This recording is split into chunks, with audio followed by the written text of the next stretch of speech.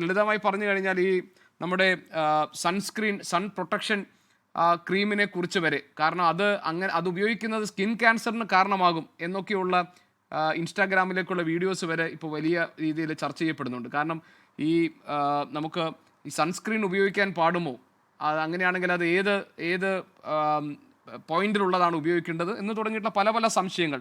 അപ്പോൾ ഈ സൂര്യാതപം അതോടൊപ്പം തന്നെ ഉഷ്ണതരംഗം, ഈ സമയത്ത് നമ്മൾ ശ്രദ്ധിക്കേണ്ട കാര്യങ്ങൾ എന്തൊക്കെയാണ് ഡോക്ടർ സൗമ്യ സരിൻ? നമസ്കാരം ഗോപി. ഇപ്പൊ ഞാൻ അഖില് പറഞ്ഞ കാര്യങ്ങൾ കേൾക്കുകയായിരുന്നു.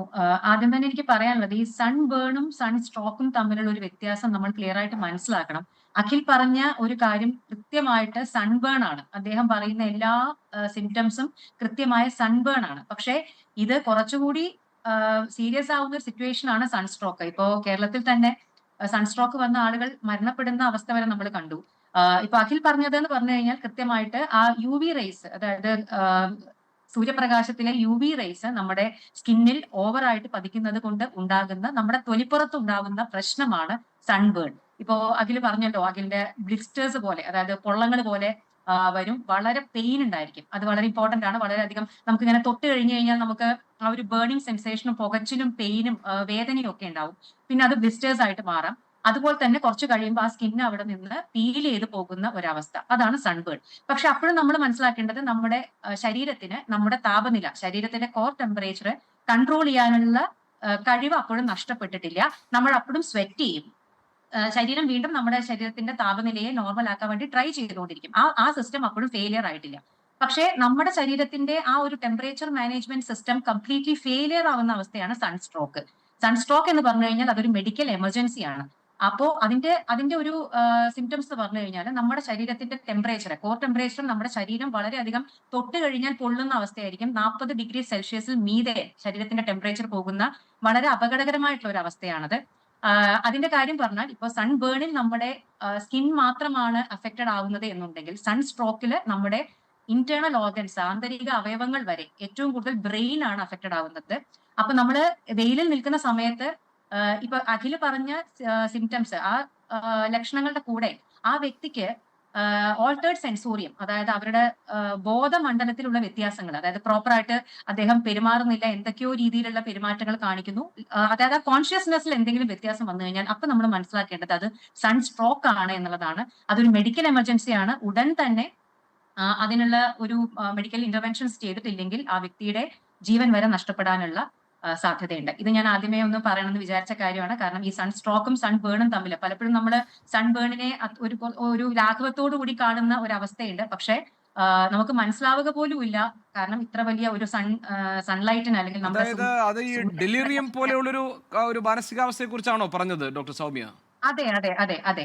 കാരണം ഇത് ഞാൻ പറഞ്ഞല്ലോ, നമ്മുടെ ശരീരത്തിന് ടെമ്പറേച്ചർ കൺട്രോൾ ചെയ്യാൻ പറ്റാതിരിക്കുകയും നമ്മുടെ ശരീരത്തിന്റെ കോർ ടെമ്പറേച്ചർ 104 ഡിഗ്രി ഫാരൻഹീറ്റ് അല്ലെങ്കിൽ 40 ഡിഗ്രി സെൽഷ്യസിന് മുകളിലേക്ക് പോവുകയും നമ്മുടെ ഇന്റേണൽ ഓർഗൻസ്, ഏറ്റവും കൂടുതൽ ബ്രെയിൻ ആണ് അഫക്റ്റഡ് ആവുക.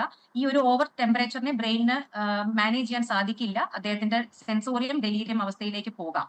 അപ്പോൾ അത് ഇവൺ മരണത്തിലേക്ക് വരെ എത്തിയേക്കാം. അപ്പൊ ഇത് രണ്ടും തമ്മിൽ നമ്മൾ കൃത്യമായിട്ട് ഡിഫറൻഷിയേറ്റ് ചെയ്യണം. ബോധമണ്ഡലത്തിൽ ഉണ്ടാവുന്ന വ്യത്യാസങ്ങൾ ഉണ്ടെങ്കിൽ ഉടൻ തന്നെ അതൊരു മെഡിക്കൽ എമർജൻസി ആയി കണ്ടുകൊണ്ട് ഉടൻ തന്നെ ഒരു ആശുപത്രിയിലേക്ക് അവരെ എത്തിക്കേണ്ടത് വളരെയധികം അത്യാവശ്യമാണ്. എനിക്കൊരു സംശയമുള്ളത് ഡോക്ടർ സൗമ്യ, ഇതൊക്കെ സംഭവിക്കുന്നത് സാധാരണ നിലയിൽ direct exposure to the sunlight ആ സമയത്താണോ? അതായത് സൂര്യന്റെ രശ്മികൾക്ക് നേരിട്ട് നമ്മൾ ശരീരത്തിൽ പതിക്കുമ്പോഴാണോ ഈ സാഹചര്യം ഉണ്ടാകുക, അതോ വീട്ടിലിരിക്കുന്ന ഒരാൾക്ക് ഇതൊക്കെ സംഭവിക്കാമോ? സാധാരണ രീതിയിൽ ഡയറക്റ്റ് സൺലൈറ്റ് എക്സ്പോഷർ ഉള്ള സംഭവങ്ങളിലാണ് ഇങ്ങനെ ഉണ്ടാവുന്നത്. കാരണം നമ്മളിപ്പോ വീടിനുള്ളിൽ ഇരിക്കുകയാണ് എന്നുണ്ടെങ്കിൽ കമ്പാരിറ്റീവ്ലി നമുക്ക് സൺ എക്സ്പോഷർ കുറവാണ്, നമ്മുടെ ശരീരം പെട്ടെന്ന് ചൂടാവാനുള്ള സാധ്യതകൾ കുറവാണ്. ഡയറക്റ്റ് എക്സ്പോഷർ, ഇപ്പോൾ അഖിലിന്റെ ഒക്കെ സിറ്റുവേഷൻ പറഞ്ഞില്ലേ, പുറത്ത് പണിയെടുക്കുന്ന സമയത്ത്, അങ്ങനെ പ്രത്യേകിച്ച് ഈ 11 മണി മുതൽ 3 മണി വരെ ഏറ്റവും കൂടുതൽ സൂര്യപ്രകാശവും ഏറ്റവും കൂടുതൽ യു വി റേസും ഒക്കെ ഉള്ള സമയങ്ങളിൽ എക്സ്പോസ്ഡ് ആവുമ്പോഴാണ് ഇത്തരത്തിൽ സൺസ്ട്രോക്കിലേക്കൊക്കെ പോകാനുള്ള സാധ്യത. ഇനി ഈ സൺസ്ക്രീൻ ഓയിൻമെന്റ്സ് അല്ലെങ്കിൽ സൺസ്ക്രീൻ പ്രൊട്ടക്ഷൻ ക്രീംസ് ഒക്കെ ധാരാളം ലഭിക്കുന്നുണ്ടല്ലോ. ഇപ്പോൾ പലരും പറയുന്നത് വീട്ടിനകത്തിരിക്കുമ്പോൾ പോലും ഈ സൺസ്ക്രീൻ ഒക്കെ ഇട്ടിരിക്കണമെന്നാണ്. ചിലർ പറയുന്നത് പുറത്തു പോകുമ്പോൾ ഇതില്ലാതെ ഇറങ്ങരുതെന്ന് പറയുന്നു. പക്ഷേ ധാരാളം വീഡിയോസ് ഇപ്പോൾ വരുന്നുണ്ട്. ഈ സൺസ്ക്രീൻ ഉപയോഗിക്കുന്നത് നിങ്ങൾക്ക് ത്വക്കിന് പിന്നെ ക്യാൻസർ ഉണ്ടാക്കാൻ ഇടവരുത്തും, ഏറ്റവും കേടാണ് ശരീരത്തിനൊക്കെ എന്ന് പറയുന്നു. ഇതിലെവിടെയാണ് വസ്തുതയുള്ളത്?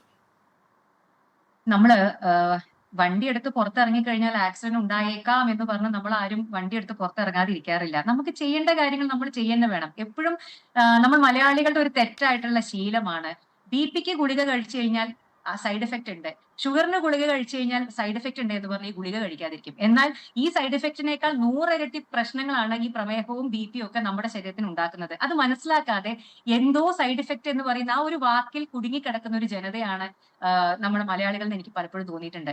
ഞാനിപ്പോ കുറച്ച് ദിവസങ്ങൾക്ക് മുമ്പെയാണ് ഞാൻ എന്റെ സോഷ്യൽ മീഡിയ പേജിലൂടെ, ഞാൻ എപ്പോഴും പറയുന്നതാണ്, സൺസ്ക്രീനിനെ പറ്റിയിട്ടുള്ള ഒരു ടോക്ക് ഞാൻ ചെയ്തിട്ടുണ്ടായിരുന്നു. അതിന്റെ താഴെ വന്ന കമന്റുകളിൽ നല്ലൊരു ശതമാനം കമന്റുകളും ഇപ്പോഴും ആളുകൾ വിശ്വസിക്കുന്നത് സൺസ്ക്രീൻ എന്ന് പറയുന്നത് ഒരു കോസ്മെറ്റിക് പ്രൊഡക്റ്റ് ആണ്. അതായത് നമ്മൾ മേക്കപ്പിന് ഉപയോഗിക്കുന്ന ഒരു കാര്യമാണ് സൺസ്ക്രീൻ എന്നുള്ള ഒരു തെറ്റിദ്ധാരണ ഇന്നും നമുക്കിടയിലുണ്ട്. അതല്ല, ഒരു ബേസിക് നമ്മുടെ സ്കിൻ കെയറിന് നമ്മൾ അത്യാവശ്യമായി ഉപയോഗിക്കേണ്ട രണ്ട് വസ്തുക്കളാണുള്ളത്. ഒന്നൊരു മോയ്സ്ചറൈസറും അതുപോലത്തെ ഒരു സൺസ്ക്രീനും. ഇനി മോയ്സ്ചറൈസർ ഇട്ടിട്ടില്ലെങ്കിൽ പോലും ഒരു സൺസ്ക്രീൻ ഇടാതെ കുട്ടികൾക്ക് വരെ സൺസ്ക്രീൻ ഉപയോഗിക്കണം എന്നാണ് ഏറ്റവും ലേറ്റസ്റ്റ് സ്റ്റഡീസ് കാണിക്കുന്നത്. അതിൽ തന്നെ സൺസ്ക്രീൻ നമ്മളെ ഒരു തവണയല്ല, എവറി 4 to 5 hours നമ്മൾ റീഅപ്ലിക്കേഷൻ ചെയ്യണം എന്നുള്ളതാണ് ശാസ്ത്രീയപരമായിട്ടുള്ള പഠനങ്ങൾ കാണിക്കുന്നത്. സൺസ്ക്രീൻ എന്ന് പറയുന്നത്, അതിൽ തന്നെ ഞാൻ ഇട്ട ടോക്ക് ഞാൻ പറഞ്ഞു, നമ്മൾ എപ്പോഴും SPF മാത്രം നോക്കി സൺസ്ക്രീനുകൾ വാങ്ങുന്ന ആളുകളാണ്. SPF 40, 50 അങ്ങനെയല്ല. നമ്മൾ PA എന്ന് പറയുന്ന SPF-ഉം PA 2 ഘടകങ്ങൾ നല്ല സൺസ്ക്രീനുകളുടെ പുറത്ത് അത് രണ്ടും എഴുതിയിട്ടുണ്ടായിരിക്കും. UVA റേസിനും UVB റേസിനും എഗെയിൻസ്റ്റ് ഉള്ള പ്രൊട്ടക്ഷൻ ആണ് ഈ സൺസ്ക്രീനുകളിൽ ഈ SPF-ഉം അതുപോലെ തന്നെ PA എന്ന് പറയുന്ന 2 ഫാക്ടേഴ്സ് ഡിനോട്ട് ചെയ്യുന്നത്.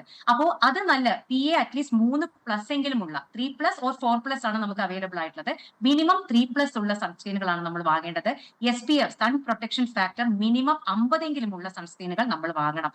ഇത് ഇനിയെങ്കിലും മനസ്സിലാക്കുക. ഒരിക്കലും സൺസ്ക്രീനുകൾ, പലരും പറയുന്നത് കേൾക്കാം, ഞാൻ സൺസ്ക്രീൻ ഇട്ടിട്ടും എന്റെ സ്കിൻ ടാൻഡ് ആയല്ലോ എന്ന്.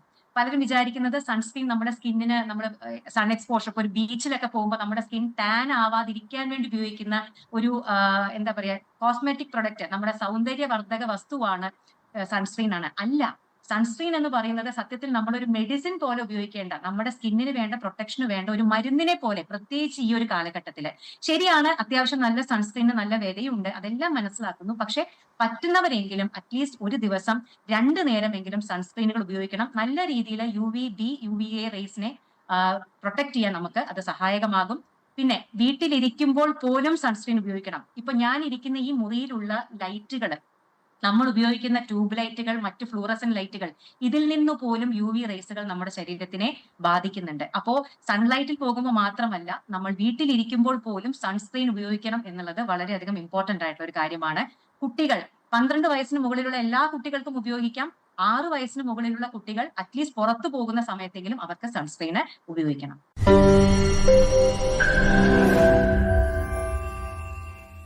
ലോകത്തെവിടെയായാലും ഏത് സമയത്തും 24 വാർത്തകളും ഓഗ്മെന്റഡ് റിയാലിറ്റി പാക്കേജുകളും എക്സ്പ്ലെയിനറുകളും വിശദമായി കാണാൻ ഞങ്ങളുടെ YouTube ചാനൽ നിങ്ങൾക്ക് സബ്സ്ക്രൈബ് ചെയ്യാം.